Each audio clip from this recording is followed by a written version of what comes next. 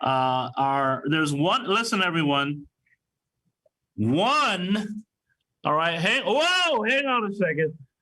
5 people on Earth, 5 people on Earth control all communications of the United States. And we got one of those 5 people this morning. And I am so excited because in October of 2016, she was our keynote speaker. And her speech was the homework gap. The homework gap, right? We were all fascinated and loved it. And since then, she's been pushing so many different initiatives around broadband, writing so many different types of policies, and we're all very, very supportive of what Commissioner Rosenworcel has done in her career. But here we are 4 years later, right? 4 years later, Commissioner, what has changed? Oh my goodness. Thank you so much, Clayton, for that introduction, for having me here. What has changed? Gosh, 4 years ago, it was like the before times, right? We could meet in person. That's a big difference, yes. It's a big difference. So what's changed? I came before you 4 years ago and said we have this big problem in the nation's digital divide, which is we got to really focus on the fact that not all of our kids are connected, because homework is different than when I was growing up. I needed paper or pencil and my brother leaving me alone. Today, 7 in 10 teachers assign homework that requires internet access, but all the FCC data show 1 in 3 households don't have broadband. And where those numbers overlap, I started calling the homework gap around the time that I joined you at Silicon Harlem, because I felt like this part of the digital divide needed special definition because it was especially cruel. So here we are in this pandemic that has crashed our economy. It's emptied our streets. It's filled our hospitals. And we have sent millions and millions of students home and told them, go to do remote learning, go to online class. But kids who don't have internet access at home, who fall into the homework gap, well, they're locked out of the virtual classroom. And so during this crisis, I'm worried this homework gap is fast becoming an education gap, and it's going to be a long-term opportunity gap. I think as a nation, we have got to make it a priority to get every student connected, leave no child offline. Well, I couldn't agree more with you. We've been hit hard here in Harlem, obviously, with that very notion. And we're finding that, between the idea of very few jobs, businesses falling apart, their parents are suffering and the kids are suffering, which is creating a real gap of opportunity. So I think the work that you're doing now, trying to address this issue, is exactly what we need. And Silicon Harlem's, certainly behind that. And it's our #1 initiative, if you will, as a company, is to close the gap of connectivity. It impacts not only just education, but work and health and everything else. So I'm so excited that you're still at the wheel here. Well, I'm going to be relentless.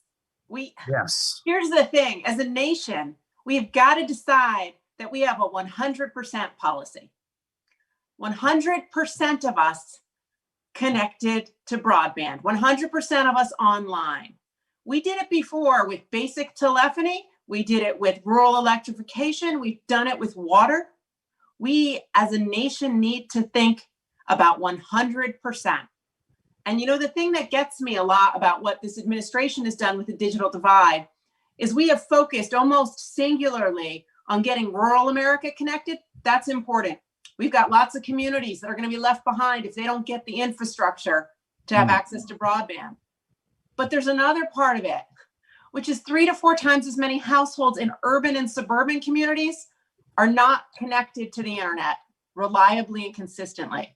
And to me, that's an important part of the digital divide, and we've got to solve that too. Well, let me ask you a question. What is the focus right now? I know yours, but overall, the FCC, what are you guys focused on given this pandemic? What are some of the things that are evolving as you see it? Well, in the early days of this pandemic, the agency came up with a program it called Keep America Connected. And the idea was this: we were going to see some job losses and some hardship. So what we were going to do was make sure that our nation's broadband companies would waive late fees and wouldn't shut consumers off. And to the extent they had private Wi-Fi available, they were going to make that available more publicly. These were, by the way, good things. And hundreds and hundreds of broadband providers across the country and wireless carriers and those that offer voice service signed up for it. Really good stuff. The problem is, here we are, 7 months, I've lost count. We're so many months in. And that commitment has fallen by the wayside.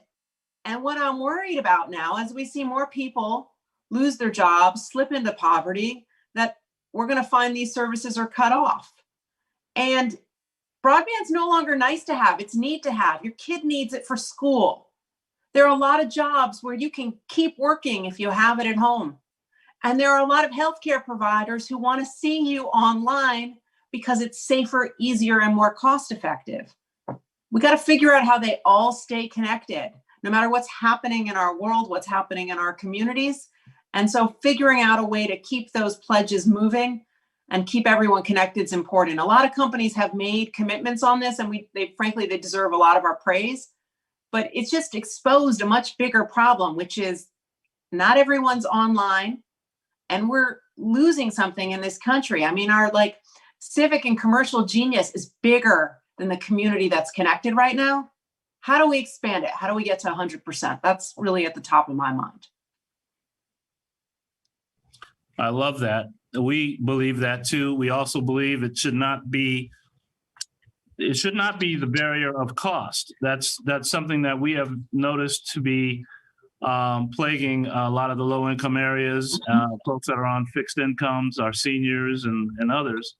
And we believe that there will be a time, hopefully in our lifetime, where it is accessible to everyone. As you're saying, the 100% is absolutely going to only help all of us. There is no zero-sum game here. It actually helps all of us. So just looking at what some of the questions people are asking, by the way, I don't know if you're able to see some of the questions, but there's a lot of people very much interested in what you're talking about. What I'd like to ask is, when it comes to technology in and of itself and the notion of what we're trying to do with this particular summit, which is we went from last year talking about some really heavy duty tech stuff, quantum computing and spatial computing, it's like all over the place. And this year, and literally October of 2019, we put the theme together for 2020 to be advancing humanity. And boy, is it more appropriate than we ever thought it would be. So what does advancing humanity mean to you in the prism of communications and technology? It's interesting. I like your theme, advancing humanity, because I often find these discussions toggle between this techno-dystopianism and techno-optimism. Yeah. And the way that I see it is, look around. We've got problems to solve. We got communities that are having difficulty navigating the digital age. How do we use technology to solve those problems? Right. I want to be driven by the technology. I want to see it as a tool, and a tool that can be used to solve problems that affect us as communities. How do we make ourselves healthier? How do we anticipate wildfires before they start out west? How do we make sure every kid is connected? How do we make sure our traffic signals are a little more adaptable so people, when they're in their cars, when we go back to places and do more things indoors, can get where they need to go faster and waste less time commuting? I just feel like those things are near-term accessible when we think about using communications differently than just being phone-centric. Can we put sensors on a lot of infrastructure that we have? Can we get more people connected? There's a lot of stuff we can solve. And to me, that's what advancing humanity means. It's not starting with technology. It's starting with what problems we have, what resources are constrained, and how technology can help us strengthen our communities. Well, I certainly love what you're saying. It aligns with what we believe here at Silicon Harlem. And I've had the good fortune to travel the entire world around the idea of smart cities, et cetera. And we don't typically use the term smart cities, right? We call it tech enabled. And the reason is exactly as you described. We're looking for ongoing efficiency. How do we make our cities more efficient? Our offices, our homes, et cetera. How do we make more livable, right? Like we're looking to Exactly. enhance life. We're not looking to, yeah, that's just really important to me. Like, how do we use it to enhance our day-to-day life, and not just for some segment of a city, for everyone? It has to be inclusive. And, when we look at, New York City particularly, but, cities all around this country, we look at, and this may be FCC commissioner, I'm not saying for you to say anything like this, but I believe there's another divide coming, another digital divide. And if you and I can get together and say, hey, we know what the next digital divide is, perhaps we could actually preempt it, right? So if it's exactly what we're talking about. I believe that right now, most digital divides are defined by two things, whether it's a cost issue or you don't know about it.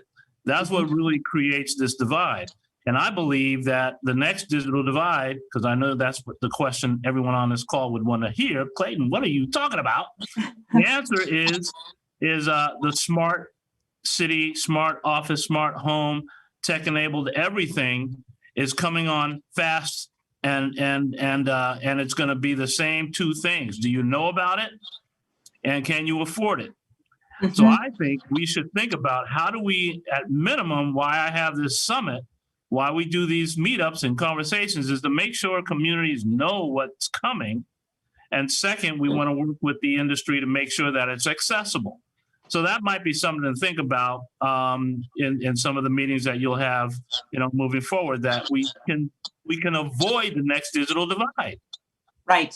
I completely agree with what you just said. Absolutely, from front to back. Okay, put me down on a certificate or something. But anyway,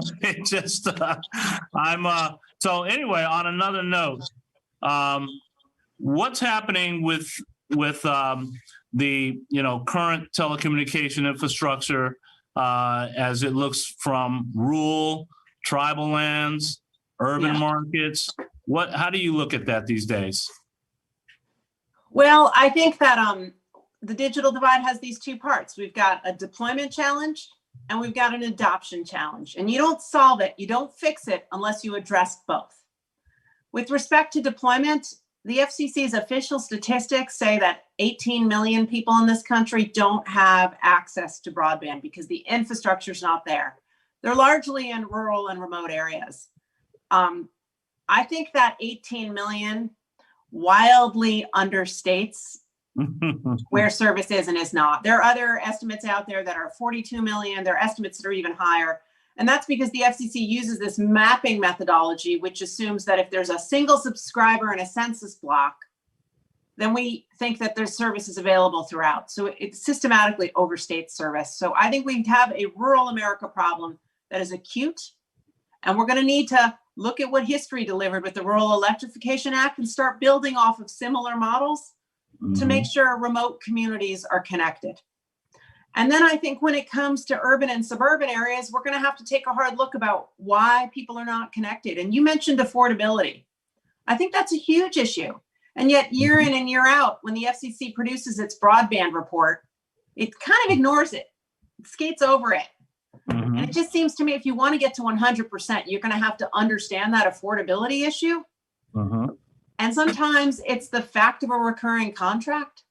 Sometimes it's not being aware of adoption or not seeing the value proposition. And sometimes it's households that might have some access, but that access is data capped and it constrains what they can do.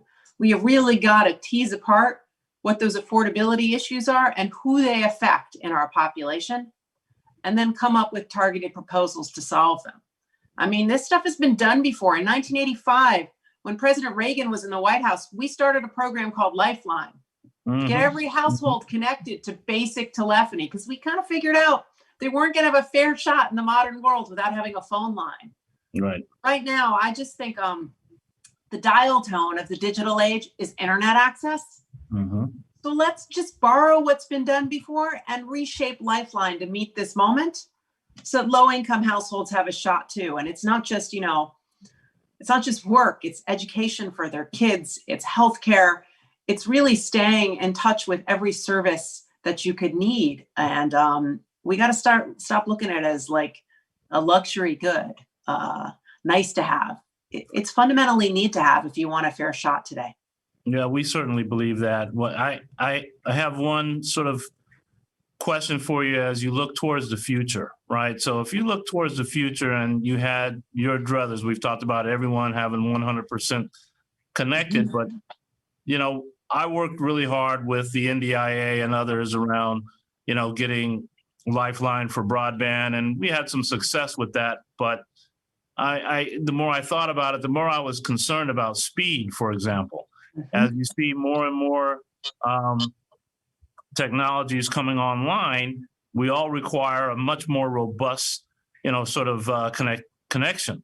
So as you look towards the future where, there's all these new technologies, there's all these sensors, there's all this stuff running on these networks, how do we ensure that we're not making a second-class digital citizen, for example, because they get a low price and therefore a low connection, low, maybe a high latency, all those type of things.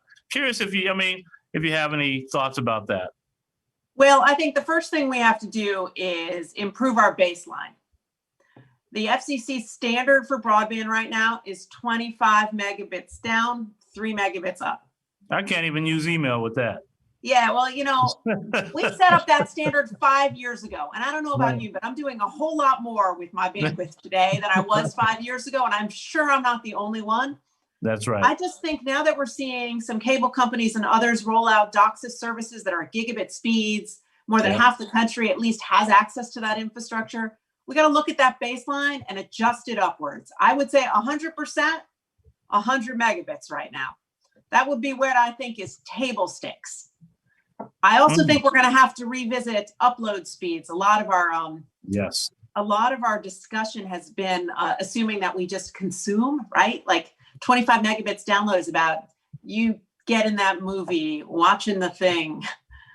But if we're all going to move from being just consumers to creators, we're going to need upload speeds that increase too. So we got to take a hard look at that and what our infrastructure can provide, because I think I don't want to look at a world where we just think about people who get broadband as being consumers. I want to look at one where we're creators too. It's one of these things that I could talk to you all day because, we're so aligned in what you're saying. And I can't tell you the number of questions that are coming at me that they want to ask. So I'm going to ask a couple of questions from the audience and I love it because I think, as I told you in 2016, I used to live about 20 blocks from where we headed. So years ago now, but once a New Yorker, always a New Yorker is the way I look at it. So I'm rallying for the city and you to not just recover, but develop if this is a pause, let's reset, because I think New York can be better still. Well, I appreciate you saying that. We are working really hard with the city and including putting extreme emphasis on our public housing. So we are very fortunate to be working with the mayor's office and with the CTO of New York City. They're listening, they're working hard, and we are right in the middle of that. So I'll keep you posted on that. Just one or two questions from the audience. I'll quickly repeat them, and then we'll let you get on with your day. But I can't tell you how honored I am to have you back and share this great insight. So one of the questions that I see is, how does the FCC think about addressing both the supply, infrastructure, connecting the last mile, and demand, affordability, adoption, sides of the digital divide? This is from John Roberts. Yeah, I think on the supply, I think the bulk of our focus during the last 4 years has been on the supply and infrastructure side, figuring out how to extend networks to places where they do not reach today. I think that's good and important, but going forward, we have to spend just as much energy on adoption and affordability and try to understand why households don't adopt. Because we're never going to get to 100% if we don't look at both things. So that's what I think is important going forward. Okay, last question. This one is coming from Mika Hardiman. And the question is, how do you see the potential in using fixed versus wireless connectivity and bringing people online going forward? Such a good question. I'm an optimist about new technologies coming in that are going to create more competition and opportunity for all of us. I think I caught the end of what Vin Cerf was saying. And it was kind of a neat summary because we started in a world where we only had DSL technologies, which was remaking our phone lines. Our cable infrastructure has changed and offers most households some really fast broadband. As we move from 4G to 5G, we're going to see much higher speeds and lower latencies, and the possibility of fixed wireless being a viable substitute. We're also seeing experimental technologies using millimeter wave spectrum, as well as new low Earth orbiting satellites. I wish it was all here now, because I would love if everyone could benefit from it today. But I do have some confidence that it's going to be a more diverse and competitive world tomorrow. And I think that's going to be good for consumers, for innovation and competition. And I think fixed wireless is going to be a part of that. Brilliant, brilliant, brilliant. Can you hear me okay? So Absolutely. quickly, any final words you want to give us? And I'm so happy you caught a little bit of Vin Cerf, the father of the internet. I know, Really? right? I mean, Yeah. come on. I know, but you made me go after him, which is intimidating. Oh, please. So here's the thing. I don't want us to come out of this crisis accepting that any student doesn't have access to the internet they need. So I want to make sure that you press local, state, and federal officials to end the homework gap. We should do this at national scale. There is no reason in the United States of America that kids should be sitting outside of a Taco Bell, like that picture that went viral, just to capture a Wi-Fi signal and go to class. We can do better. And that's not just in New York, it's all across the country. And I just would like to make it a national priority to close the homework gap. So you and I get together again, we don't even have to talk about it. That's my goal. That's my hope. I am absolutely behind you. I'd vote for you if I could. Wherever you're going, I'm right behind you. Thank you, All right. Commissioner Jessica Rosenworcel. Everyone give her a big hand. Thank you so much. There's, by the way, over 600 people have registered to see you, Commissioner. So thank you so much. It's an incredible impact that you're making. Thank you, Silicon Harlem. I really appreciate what you do. Go New York. Take care. Bye-bye. All right, bye. Okay, so we're going to keep it moving, everyone. We've got a whole